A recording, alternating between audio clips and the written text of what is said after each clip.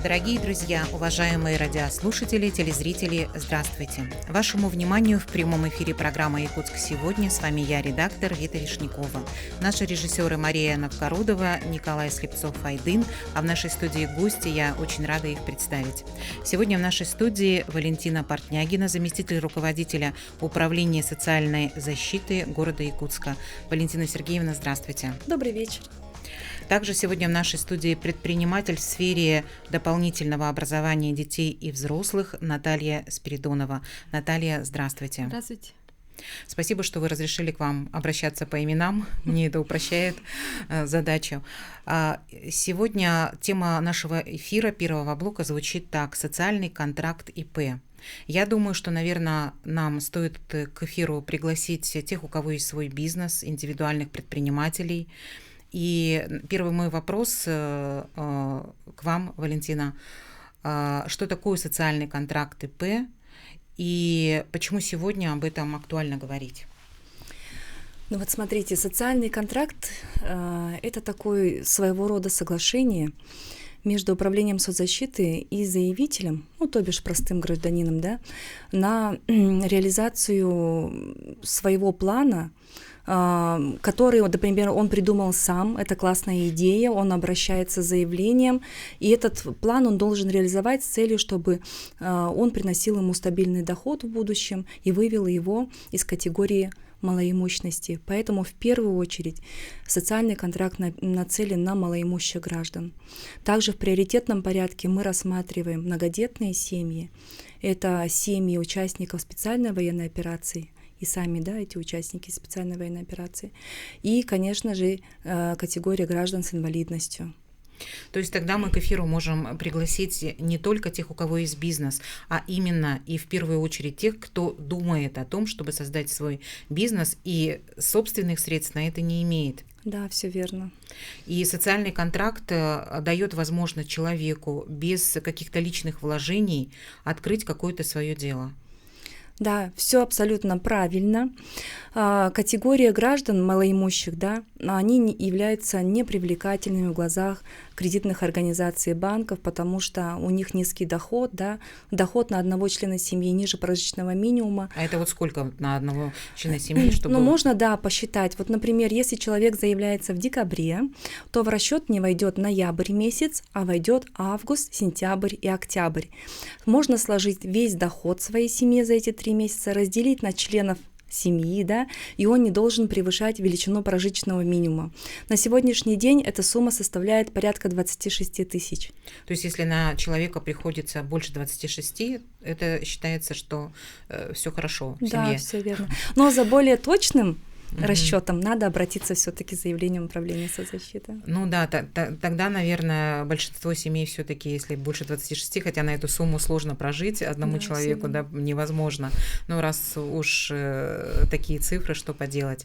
Тогда могут обратиться за социальным контрактом не так уж и много, да, наверное, семей, или таких семей очень много? Ой, вы знаете, в текущем году, в 2025 году, воспользовалась социальным контрактом именно на открытие своего дела уже порядка 300 граждан. Эта сумма для нас, она такая волнительная. Мы впервые, наверное, за все время, за последние 3 года точно, такое количество мы смогли охватить. Ну, это, наверное, еще те люди, которые все-таки имеют некую смелость, да, начать, потому что можно же дело открыть, а вдруг не получится, и вот эти страхи часто тормозят, и сложно собраться. Наталья, вы одна из тех, которые все-таки решились, да, и открыли свой бизнес. Расскажите, пожалуйста, о том, как вы вообще узнали о такой возможности, почему, в какой категории вот вы сама находитесь, и вот все вот эти первые шаги к тому, чтобы начать свое дело, которое вы начали, которое у вас теперь есть, и которое, в общем-то, успешно, и пусть дальше как-то приносит вам доход и развивается. Я сначала хочу выразить благодарность, что в нашем городе, в нашей республике имеется возможность воспользоваться таким шансом. Я сама представитель, малоимущая, мать-одиночка, и поэтому мне было сложно, например, при открытии своего бизнеса сразу оснастить свой кабинет всем инвентарем. Это у нас мебель и оборудование. Так как у меня дополнительное образование детей и взрослых, там необходимы, конечно же, мебель. Это для обучения парты, стулья, доска, проекторы. И для того, чтобы распечатывать хорошие, качественные учебные средства, нам нужны, конечно же, принтеры, цветные, черно-белые. И помимо этого, чтобы по Санпину дети могли получать воду, да, для получения, например, лицензии, это тоже учитывается, у нас должен быть очень хороший новый кулер. Вот такие вот маленькие нюансы, но это все складывается в сумму, которая для матери-одиночки очень сложно сразу получить, и действительно кредитование всем выдают. У вас, наверное, несколько детей, да? Да, у меня 2 детей, и у меня вообще была мечта свой бэкграунд, который научно-методический, реализовать и принести пользу нашему городу, нашему населению, и в том числе при обучении детей билингвов. То есть мы обучаем и на якутском, и на русском языках. У нас есть специальные технологии, очень эффективные, которые курируются даже Казанским федеральным университетом. У нас есть научные руководители, и вся эта полезная информация должна была найти выход. Для этого нужен был кабинет, который оснащен необходимым оборудованием, и чтобы дети могли получать такие услуги, как дополнительное образование. Кроме этого, мы можем также повышать квалификацию преподавателей. Вот в данном случае нам нужен был проектор. И это нам все мы получили. И для того, чтобы получить этот социальный контракт, на самом деле бояться не стоит, потому что у нас в соцзащите и в мой бизнес есть очень квалифицированные специалисты, которые могут помочь на любом этапе разработки, при собирании, например, документов необходимых и при написании самого этого социального контракта, этого бизнес-плана, получается, да.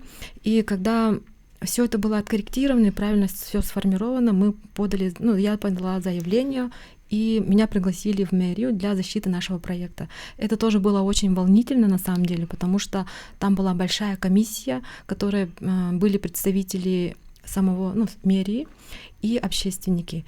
Порядка 20 где-то человек, специалисты и население, да? Угу. И мы рассказывали о своем проекте, и, конечно, нам задавали вопросы. Защищали свой проект, рентабельно ли это, будет ли оно реализовано, потому что они ориентированы все-таки на реализацию данных проектов для того, чтобы население получило услуги, которые помогают повышать качество жизни, качество образования якутян, да. И вопросы были, конечно же, по теме, но так как мы писали бизнес-план, все по полочкам разложили, мы были, конечно же, готовы, и этот бизнес-план нам на самом деле помогает и сейчас, потому что при реализации таких больших проектов мы должны учитывать и все риски тоже. Поэтому вопросы задавали, и были найдены все ответы, и я очень благодарна, что у нас такое есть в городе. Вы говорите «мы», то есть вы сначала собрали какую-то команду, да, Наталья, 2 детей, вы, кстати, молодец большая, прекрасно выглядите, еще свое дело, да, и мама 2 детей. Вы были, наверное, по уходу за детьми, да, придумали этот план, собрали единомышленников, так? Да, единомышленники — это, конечно же, наш руководитель, это у нас профессор Казанского университета, и наши мои бывшие коллеги тоже, да, в этой области мы все очень хорошо прокачаны на самом деле, и у меня есть учителя. И то есть для того, чтобы реализовать все это, я одна, конечно же, не делаю, и мне помогают и наставляют, и есть тоже люди, которые бы ко мне присоединились и реализовали наши образовательные технологии. И это очень актуально для региона, где есть 2 государственных языка, где дети, представители народов могут получать образование и реализовать свое право на получение образования на своем родном языке. Это очень важно на самом деле, потому что я также являюсь психологом, и речь и мышление очень важны для правильного функционирования когнитивных способностей детей, чтобы они понимали именно учебные предметы и могли об этом сказать как в устной, так и в письменной форме. Мы учим детей думать и доносить информацию, и получать информацию в полном объеме, опираясь на свой родной язык и, конечно же, развивая обучение на государственном русском языке. Вы понимаете, насколько там профессиональная команда, да, великолепная какой подход. Презентация своего дела, видно, что вы горите. А сколько времени все это заняло у вас? Как вы узнали вообще о том, что можно такой социальный контракт получить? И вот первые шаги, вы составили бизнес-план. Вот, допустим, сейчас нас смотрят те люди, которые тоже хотят открыть свое дело, но, может быть, боятся, может быть, в чем-то не уверены. Расскажите о том, вот о таких этапах, которые вас привели, и сколько по времени это? Долго ли это? Ну, так как проект назревал, у вас должна быть вначале идея, которую вы хотите, горите реализовать. Но еще вы должны быть в категории, да, обязательно малоимущих? Да. И так как я в данной категории есть, была, и там у них в соцзащите есть, такие объявления. Вообще специалисты там очень хорошие, могут даже рассказать, что есть такие возможности, можете воспользоваться этим. И сегодняшний эфир тоже нацелен на это. То есть прийти в управление социальной защиты, сказать, что у меня есть бизнес-план, я хочу сделать то-то и то-то.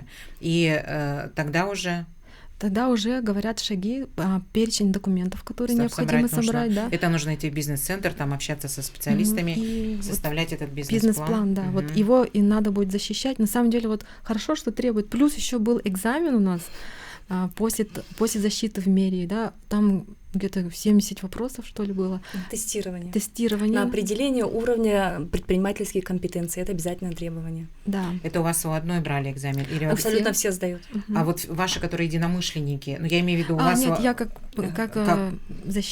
кто защищал проект, инициатор проекта. То есть вы можете подавать на проект, а вашего, допустим, кого вы уже Нет, я сама, кто подает, идет туда, вас приглашают, и в формате онлайн, на компьютере сидишь и отвечаешь на прямо вопросы. Да. И вопросы, они не просто теоретического характера, но и практического. Поэтому это тоже очень полезно. И вам потом дали какую сумму? 350 тысяч, но на самом деле этого было достаточно, чтобы купить оборудование и мебель. И потом, и вам нужно будет только было предоставить вот эти чеки, да, что вы купили это все, что ни одна копейка там не ушла куда-то. Да, вот в бизнес-плане мы прописываем смету, то, что нам необходимо реально именно для данного проекта. Все прописываем, например, что нам необходимо, да, и когда защита проходит, они, например, смотрят, подходит именно к этому бизнесу. И мы, когда покупали оборудование, брали именно по перечню, который мы указывали в этом плане. И должно соответствовать, и чеки должны быть предоставлены именно по списку. А вот аренда помещения, это тоже туда входит, или это вы уже самостоятельно? Я самостоятельно решила. Я хотела купить именно инвентарь и мебель. А вообще аренда помещения может быть. Эти денежные средства, 15% от суммы может быть направлены на аренду помещения. Это, как правило, хватает на 1-2 месяца первых для раскрутки своего дела. Наталья сказала, что она была малоимущей, сейчас уже у вас все хорошо финансово. Да. У вас пошло прям все нормально. Сколько времени вам, чтобы вы раскрутились? Год прошел, да? Да. Быстро, достаточно быстро. Наталья у нас на самом деле очень популярная, знаменитая в городе. Она, это действительно, дети тянутся. Очень классное место, где можно своего ребенка привести, и ты знаешь, что он там будет делом занят. Он не будет там на улице где-то чем-то непонятным, а все с делом, все с умом туда, и он там времени будет потрачено зря. Мне кажется, это вообще замечательно. И деньги отдавать не нужно, которые вы дали? Нет. Да нет, конечно. Нет. Мы отчитались чеками, и к нам приходила, комиссия смотреть, то, что мы реально работаем, к нам приходили, мы с радостью встретили, показали свою школу, кабинет, и все рады. И особенно рады родители и дети, которые получают эти услуги. Да. Я просто думала, что потом уже, когда у тебя все пойдет, что, может быть, какую-то сумму нужно возвращать, а тут вообще, оказывается, ничего не нужно возвращать. Нет. Самое главное, чтобы показать свой доход. Вот это очень важно, мы за этим очень следим. В первый год, когда раскручивается бизнес-идея, да, она в жизнь водворяется, и в следующий год после этого тоже она должна стабильный доход приносить, и мы смотрим, чтобы были доходы, чтобы они были официальными, никаких скрытых доходов. Все честно, у нас все прозрачно. Вот вы сказали 300 человек, 300 семей или 300 человек открыли свой бизнес в этом году. А какие сферы? Сфера образования, что еще, что популярное и что может быть более востребовано в нашем городе, и поэтому этот бизнес может развиваться? Вы знаете, люди обращаются с просто невероятными идеями. Мы даже не ожидали, что... Расскажите, интересно Да, же. у нас, начиная от доставки воды, каких-то услуг плотницких, столярных, сантехнических, сварочных. Это у нас мужчины. Они открывают автомастерские, тюнинг, полировка машин, мытье машин. Это просто невероятно. Женщины, у нас такие замечательные рукодельницы.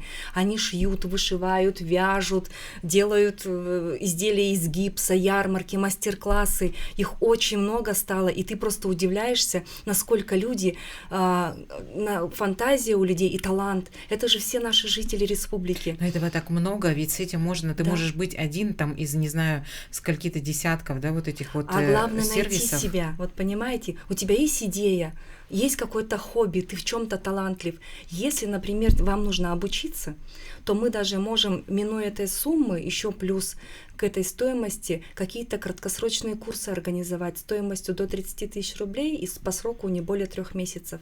Это плюс еще к этой сумме.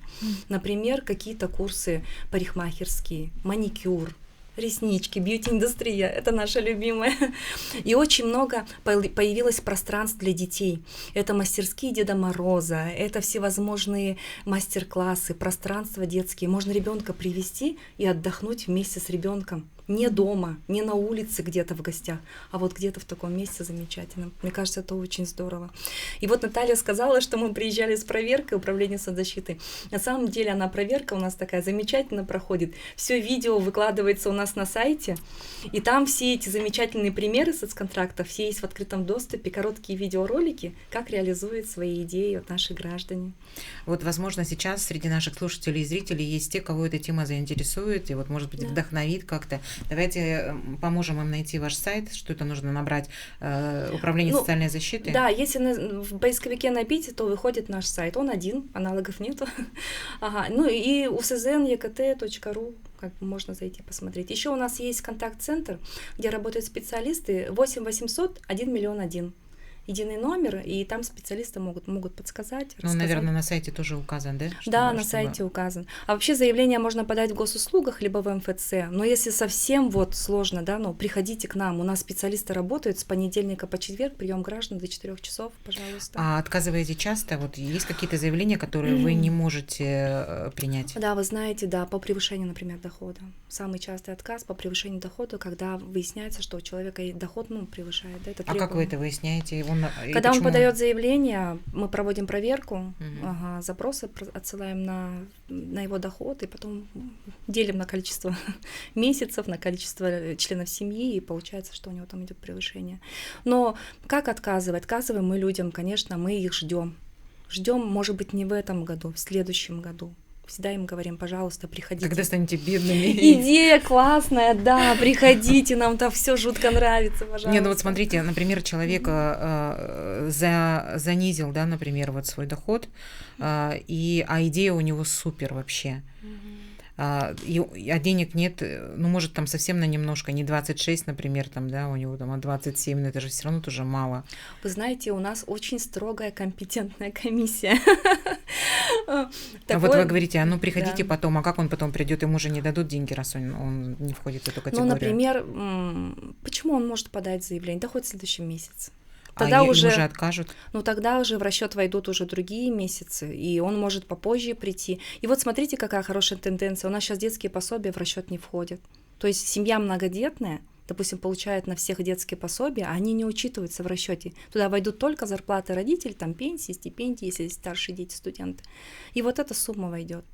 Мне кажется, когда есть хорошая идея, есть желание, можно подать еще раз заявление, попробовать попозже. Превышение может быть по разным причинам. Например, в расчет зашли отпускные. Такое тоже может быть, да? Резко вскочил доход в одном месяце. Тут надо в правильный еще месяц подать, где твой доход не будет больше. Тогда да. Я говорю, у нас вообще идеи просто...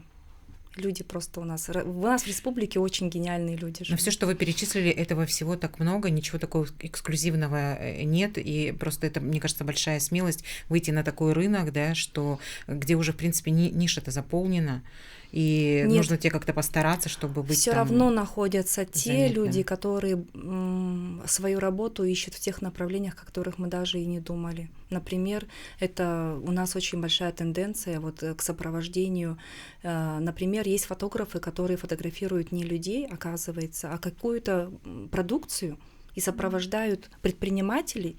Они оборудуют у себя дома фотостудию, фотографируют со светом, со всем, и вот выставляют. И на это надо время, а у предпринимателя этого нету. Тогда лучше обратиться к человеку.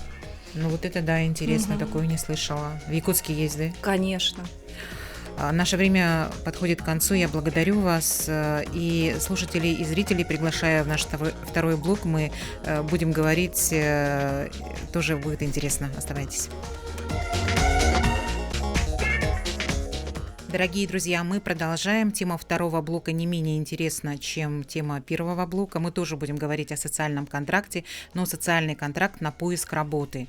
Я думаю, это будет интересно и тем, кто сейчас находится в период жизни и ищет работу, да, и, возможно, тем, кто просто отдыхает и пока об этом не задумывается, но и, наверное, тем, кто сейчас имеет работу, но мало ли что, подумывает, может быть, менять сферу или уходить. По-прежнему в нашей студии Валентина Портнягина, заместитель руководителя управления социальной защиты города Якутска. Валентина Сергеевна, еще раз вас приветствую.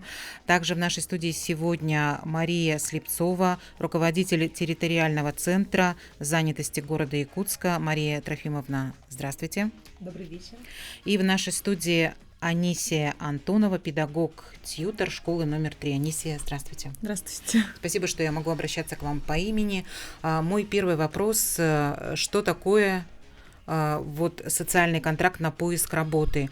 Чем это лучше, чем, допустим, подать объявление в социальные сети, найти как-то работу по знакомству через каких-то своих хороших друзей? Или, может быть, какие-то еще сейчас есть варианты? Чем это надежнее, может быть, или даже быстрее? Какие плюсы здесь? Ну, вы знаете, социальный контракт на поиск работы, он в первую очередь, я как уже говорила, вообще социальный контракт нацелен на малоимущих граждан, да, и как в априори человек не работающий, он дохода не имеет, и он может обратиться в управление соцзащиты и получить сразу же при заключении социального контракта первую выплату в размере порядка 28 тысяч. Он может потратить эти деньги, например, на форменную одежду, на привычный медосмотр при поступлении на работу. Это он тратит на свое усмотрение. После этого он занимается активными действиями по поиску работы. И вот здесь, в этом моменте, мы работаем очень тесно с центром занятости, они нам очень сильно в этом помогают. Да? Если человеку надо переобучиться, либо как-то повысить свои навыки, либо вообще в другую сферу уйти, центр занятости вот их сопровождает на всех этапах. Мария, наверное, нам поподробнее расскажет. Кажется, у нас музыка немножко дольше, чем нужно. Пожалуйста. Когда вообще гражданин в поиске работы, да, находится, он в первую очередь как обращается в службу занятости? Это через электронно, через интернет, да, Работа России, и приходит к нам в первую очередь для согласования индивидуального плана содействия занятости. И здесь гражданину мы начинаем информировать о том, что кроме вот поиска работы через службу занятости есть еще такая мера государственной поддержки, где государство и человек также могут заключить социальный контракт поиска работы, где и материальная поддержка, да, и с нашей стороны вот индивидуальный план содействия занятости мы с ними согласовываем и делаем, да, тут начинается в том числе, да, и консультирование, как собеседование пройти, как резюме написать, да, и полностью вот если у человека нет резюме, мы начинаем также вот, либо вообще они, когда подают нам заявление, они свое резюме по шаблону делают, да, и данное резюме мы смотрим, если человек сам не может это резюме сделать, тогда уже корректируем, либо уже вот начинаем работодателям направлять, да,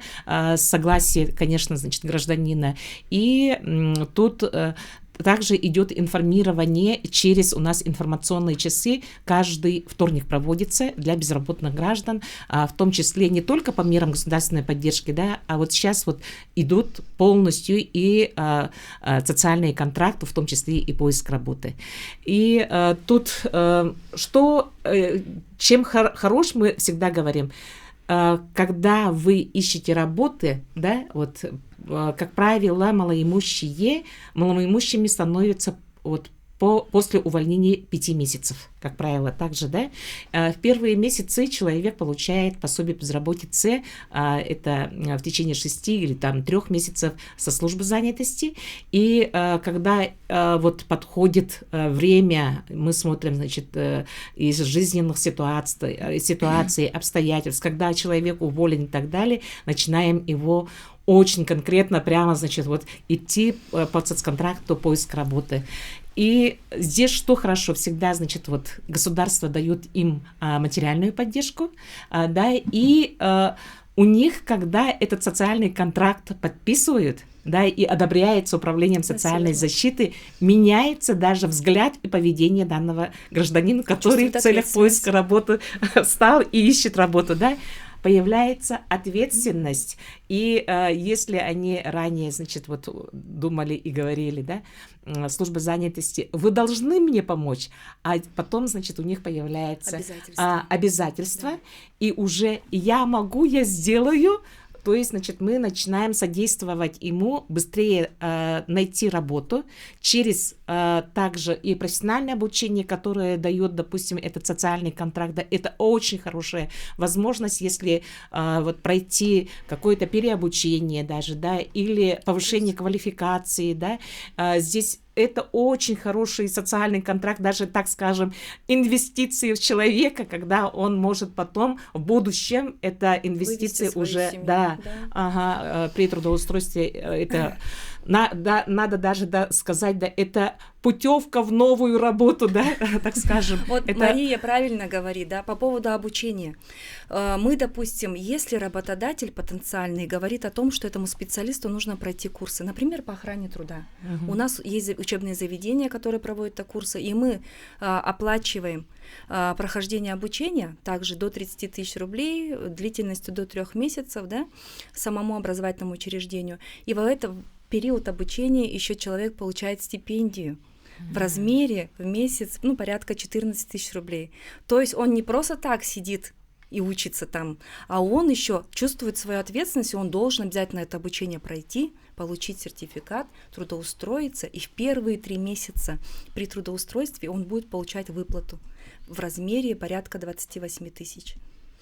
И вот социальный контракт на поиск работы, он заключается, в среднем на полгода, но если нужно еще какие-то провести консультации, да, если сложно трудоустроиться, еще надо где-то поискать, то до 9 месяцев мы можем еще продлить сроки. Но обычно мы до этого не доводим, человек устраивается. Самое главное требование, на что нужно обратить внимание, человек не должен увольняться год по условиям контракта. Представляете, какая это радость для работодателя, который длительное время не может закрыть вакансию. Это же беда просто. Вот специалиста не может найти, и все. А тут он гарантированно год у него будет работать. И это все в рамках контракта, все прописано. А вот территориальный центр занятости — это биржа труда. Да. Да, раньше мы были биржей труда, сейчас офис «Моя работа», сейчас мы Якутский кадровый центр, да, то есть здесь человек, когда к нам обращается, да, исходя, конечно, значит, вот когда приходит к нам, разные ситуации бывают, да, это в первую очередь это поиск работы, да, и иногда бывает так, что человек не может вот найти работу в связи с тем, что он квалификацию потерял, да, вот у нас есть такой очень хороший случай, то есть не случай, а история, да, успеха, когда у нас участник специальной военной операции к нам вот пришел и начал искать работу. У него высшее образование, но в связи с тем, что он получил инвалидность, да, он по своей специальности квалификации не может может на сегодня трудиться. И мы начали ему смотреть и так далее, да, и в связи с тем, что уже конец года, а у нас уже те курсы, которые нужны были, они уже закончились. И как раз, значит, вот социальный контракт, да, поиск работы, мы ему предложили, он пошел учиться вот на санитара, так как он там работал еще в Красном Кресте, да, в Красном Кресте, но здесь вот его желание и вот обучиться в Сахатехконсалт пошел, обучился, завершил, медосмотр прошел, и на сегодня очень хорошо, значит, вот устроился на работу и благополучно работает в медицинской организации города Якутска.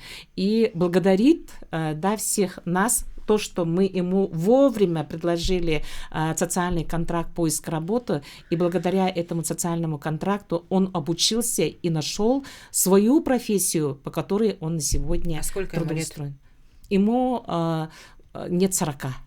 Молодой. Это средний, а если человек преклонного возраста хочет устроиться на работу? Если он пенсионер, у него уже есть пенсия, то есть в центр занятости его тоже не поставят, он же своего возраста пенсионного достиг. А есть у нас же много людей, которые, в общем-то, как бы им особо работа не нужна, но вот просто вот эти вот 3 месяца побыть на бирже труда, чтобы там получить вот эти выплаты и все. Да, мы за этим очень строго следим. Невыполнение контракта может привести к полному возврату денежных средств. То есть если человек 3 месяца получал 28 тысяч, да, каждый месяц, за 3 месяца, допустим, он не нашел работу с вашей помощью? Он начинает получать 3 месяца эти 28 тысяч только после того, как найдет работу. Он на работу нашел, трудоустроился, и первые 3 месяца он получает эту выплату, а потом свободное плавание. То есть пока он без работы, он ничего не получает? Он при заключении контракта одну выплату получит, и все. 28 тоже? Вот он сегодня заключил контракт, еще не нашел работу. Уже получил. Он получил 28 тысяч. Потом он должен за этот месяц найти работу? Месяц-два, может, 3. Месяц-два, и только потом еще 3 месяца будет получать 28. А если он 28 получил, но работу не нашел, потом эти 28 нужно вернуть? Нужно будет вернуть, конечно. Это деньги Да, государства. это не понравится тогда. Тогда не придут на биржу труда. Нет, придут. Те, которые не хотят найти работу, вот смотрите, это же и проверка, это же ответственность. Ну выходит, что так. Да. И вот смотрите, самое главное, что он же за эти деньги не отчитывается. Самый его главный отчет – это договор о трудоустройстве и справка о том, что он работает от работодателя. Вот это. И потом через год он 2 НДФЛ показывает, где у него доход. Да, правильно же я говорю. Пойдут только те, кто хочет работать. Вот в активном поиске сегодня есть Анисия Антонова, которая как раз, вы нашли через социальный контракт место работы. Расскажите, пожалуйста, о ваших шагах, о том, с чего все началось, почему вы были без работы, как это быстро случилось, что вы нашли новую, и как вам вот на том месте, где вы сейчас.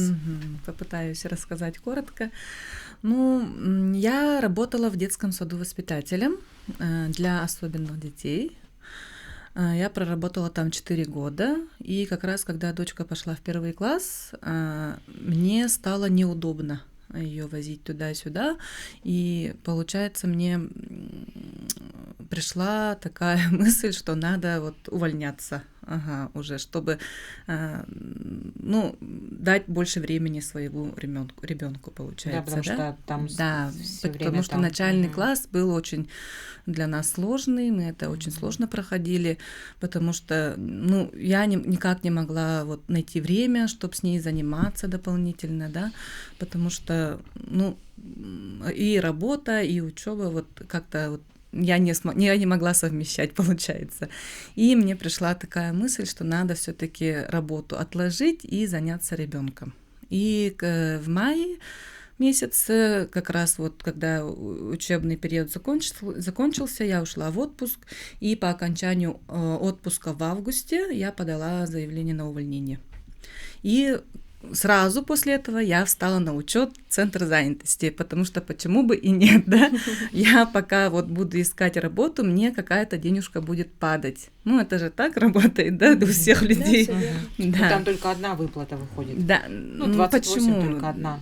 Нет, это центр занятости. Я сначала встала. Если человек увольняется, там 3 месяца тогда. Там получается, если только вот уволился в течение 26 месяцев, если человек к нам пришел и стал на учет, там 6 месяцев. Первые 3 месяца он получает максимальный размер, так скажем, да, 21 062 рубля. Это 3 месяца мы выплачиваем, и последующие 3 месяца мы больше 8 тысяч значит, перечисляем. Да? Я вот про это и спрашивала. Да.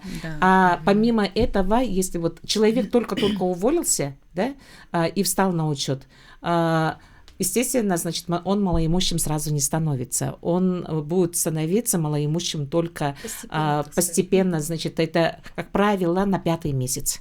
Потому что первые 4 месяца его доход будет все равно рассматриваться о том, что он эти деньги получал. В течение 3 месяцев рассматривается расчет. Поэтому, как правило, на 5-й месяц после увольнения приходит о том, что этот гражданин через госуслуги, как правило, наши безработные смотрят и становятся малоимущими. Мы тогда уже начинаем с ними работать. Уже мы. Вернемся к Анисе, это у нас уже совсем мало времени.